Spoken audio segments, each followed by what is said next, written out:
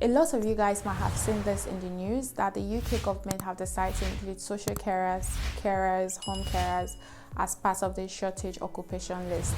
If you have not heard of it before, you've not seen it in the news, well, now I am telling you, the UK government in December 25th, 2021 decide to include carers as part of the shortage occupation list. Hello guys, and welcome back again to my YouTube channel. If you're coming across my channel or my face for the very first time, my name is Faith Ojone, and on this channel I talk about the UK immigration. I share my life experience in the UK, like vlogging about it, talking about it, and I also share job opportunities here in the UK as well on my channel. Well, basically now I do it mostly on my Instagram page, so if you've not been following me on Instagram, you can follow me on Instagram at Faith Ojone, okay? So in today's video, I'll be telling you how you can relocate to the UK on a health and care worker visa, even if you do not have a health background. Anyway guys, with that saying so much, let's head right into the video.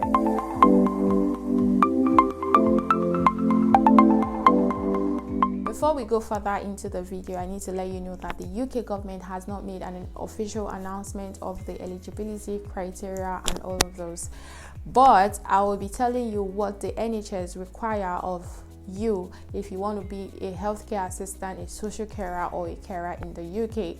And we all know that most of these care homes have been monitored or governed by the NHS, so they have to follow some rules, criteria, and all of that by the NHS. So if the NHS is giving a certain criteria, trust me, every other care home is going to follow or abide by those rules. So I'm going to be telling you the eligibility or criteria of a social carer or a carer that a NHS expects from if you're employing someone to work in your care home, okay?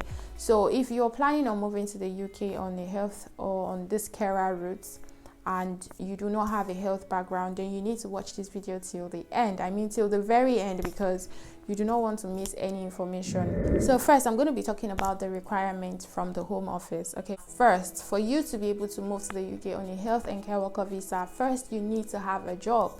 You need to get a job from a licensed company. That means the company will need to have the certificate of sponsorship to issue you. Secondly, the company must be able to pay you £20,480 per annum. So if the company cannot pay you this amount, they will not be able to hire you, okay? And you need to also know that the visa, according to the Home Office, this visa will be for just 12 months, okay? But according to the Home Office as well, they said that this visa leads to settlement in the UK. So if you move to the UK on this visa and you were able to stay on this visa in the UK for 5 years, you'll be eligible to apply for indefinite leave to remain, okay? And on this visa, you can also come with your dependents, your spouse, your children. I know it's contradicting, because if it's 12 months, how come it leads to settlement, and how come you can come with dependents? Like, I know, right? Also, on this visa, you'll be excluded from paying the NHS surcharge, which is like the huge amount of money. I mean, if you're moving to the UK, the NHS surcharge is one chunk of money you need to pay. Is a lot of money. So the fact that you'll be excluded from this makes it even way cheaper for you to move to the UK. And also, you'll be required to have proof of funds of £1,270 in your bank account or more within 31 days while you're applying for this visa, within 28 to 31 days, I think, while you're applying for the visa, okay? The normal standard visa fee for the health and care worker visa is £232 for 3 years per person and £464 for 5 years. Yeah, under the skilled worker visa, they have the 3 years route and the 5 years route. So if you wish to move to the UK for more than 3 years, the visa fee you'll be paying will be £464. But because the social care and the carer visa is part of the shortage occupation list, you get 50% reduction from your visa fee. Because this social care visa is on the shortage occupation list, you also get a fast track visa. I mean, you will not have to wait for a very long time. So the UK government have not said when this visa will go into action or when they want to start this visa. Honestly, last year in 2021, they really announced a lot of visa they are planning to start in 2022. So far, none of this visa is like live yet. So and they've not made mention on when they want to put this visa and this skilled social care visa in motion yet. They've not given any official announcements. But I want to say, if you've heard of this news and you're preparing yourself, you need to know what you need to do to get ready, so that once this visa is out, you apply for it. This is why this video is here, to prepare you. Okay, so please watch it till the end, because trust me, you do not want to miss any detail of this video. So the NHS has not imposed any specific requirements for healthcare assistant, but you must at least possess the following: good literacy and numeric skills, okay, general certificate of secondary education, SSC equivalent, GCE, okay, good grades in English and maths, National Vocational Qualification, NVQ, so that is for those in the UK. Communication, verbal and written, plus good listening skills. That is why you have to write the IELTS if you are outside the UK. Like, a lot of you have asked me if, oh, you need IELTS. Yes, you do, because they need to know you can speak, you can understand when they speak to you, you can write and you can read, and they understand you when you speak to them. So this is why you need to do the IELTS, because it's a health and care worker route, which is a skilled worker route. Anyway, it's a work visa. I think you need to have a band 4, which is not so much, so do not feel pressured. Also, you'll be required to take the reference check. So if everything should go well and you finally land yourself a job, they will require reference from you. So the reference has to be from your former employer and or from your education, like from your school. Yeah, when I moved to the UK, my first job, I had to talk to my lecturer to give me reference. So yeah, so if you're in overseas, they want to get one reference from your school and one reference from your former employer. I think also personal reference counts. So yeah, and they expect that the person that will be referencing you would have known you for the past, I think, 3 years. Yeah. Also, you undergo DBS check. For those in the UK, you know what DBS check is, just like a criminal record check. For those overseas, they'll have to do the overseas check. So if you've lived in any country within 6 months to 5 years, they expect you to get a police clearance, or like they'll do like a criminal record check. So you get a criminal record certificate from your current country. It doesn't have to be from your home country. So let's say maybe you are a Nigerian, you've not been living in Nigeria, you've been living in Dubai for the past 3 years. You expect you to get it from the police, like a police clearance from that country. So yeah, you'll be required to do that. And if you're in your home country, you'll be required. So if you're in Ghana, South Africa, Zimbabwe, wherever you are, you just go to your police check, your police station. They will give you like a criminal clearance. So that is, you'll be needing that. Okay, that is if for those who have gotten a job.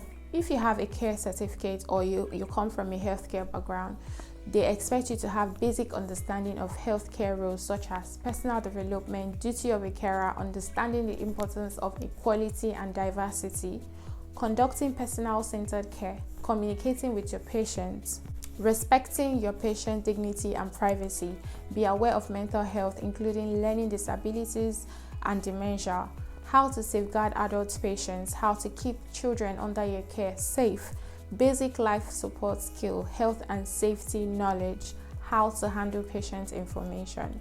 So these are for people who already, so if you're applying for a job in the UK under the health and care worker visa and you tell your employer that you're from a health background, they expect you to have knowledge of all of this. So in case you don't know it, now you know. So yes, so they expect you to have knowledge of all of this. Many employers will be willing to provide you training for your first 6 months, which is your probational period. Anyway, in the UK, by law, if any company should hire you, they are supposed to train you properly before they allow you to start the job. If they do not train you properly, they cannot allow you to work. That is the law in the UK. Even if you don't have the care background, they're still going to train you anyway before you start the job. So you don't have to worry too much, to be honest. While there are no strict requirements for healthcare assistant, you will certainly need specific skills and personal qualities to thrive in this profession, okay? For example, kindness, caring nature, cheerfulness and friendliness, willingness to be hands-on with patients, ability to provide personal care such as making sure patients are clean, be a team player but with an ability to work independently as well, organized and very observant. So these are the quality they expect any carer to have. So this should be one of your bullet points on your CV. If you're applying for a care job in the UK, you need to have a specific CV for a carer job. Okay, so if you're living in the UK and you're thinking of getting a Tier 2 visa sponsorship as a carer, you need to have a care certificate. Okay, I know a lot of you will be like, oh, so if the government have not put this thing in motion, so how come some companies are hiring people already from overseas? The truth is, before now, there is what they call the skilled worker visa, which has a point-based immigration, which means that if a company have the license to issue a certificate of sponsorship to anyone they are employing and they can meet the requirements, which is the salary requirement, they can hire people from overseas. So even if this visa is not yet in motion, companies that have the license to sponsor your visa can still hire you from overseas.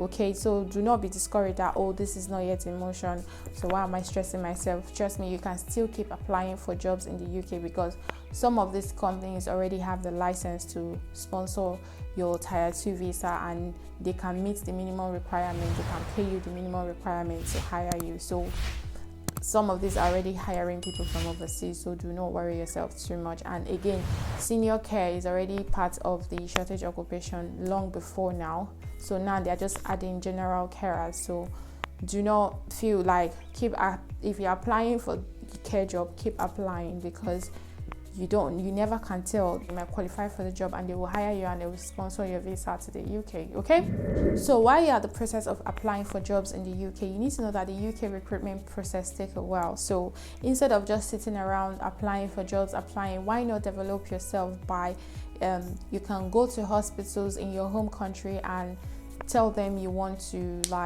learn, intern, do apprenticeship. You can pay, like if you're in Nigeria, you can go to any standard or hospital or general hospital or so, and you can do apprenticeship and learn to be healthcare assistant. That way you can include that in your CV, that you have, with the fact that you have knowledge and experience and the fact that you're already trained with your certificate. This will boost your chance of getting a care job in the UK. Also, you can do volunteering work. So one of the best one I can recommend for those in Nigeria is the Red Cross. Red Cross is like a global non-governmental organization, and they care for people that are involved in disaster, accidents, sick people and all of that, which is even the relevant skills. And also, if you join the Red Cross volunteering team, they are going to train you. You will learn first aid, taking care of accident patients. Volunteers are really, really respected here in the UK. It shows that you have a compassionate heart. It shows that, and which is what they are looking for. If you are thinking of working in a care home, you need to have a compassionate heart. If you're already in the UK, you can as well go for your NVQ level 1. I think it takes 3 months. The course is for 3 months. And if you have NVQ level 1, level 2 or more, and you're in the UK, trust me, getting a Tier 2 sponsorship job in a care home is like this. Also, if you have taken care of your grandparents or your parents who are sick or who have mental issue or any disabilities, trust me, it also counts. So do not hesitate to include that in your CV. Okay, it counts as an experience. Anyway, we have come to the end of this video. If this video was helpful, give it a thumbs up, like, comment, share and subscribe if you have not. Tell me what you think in the comment section, and thank you so much for watching. I will see you in my next video. Bye bye.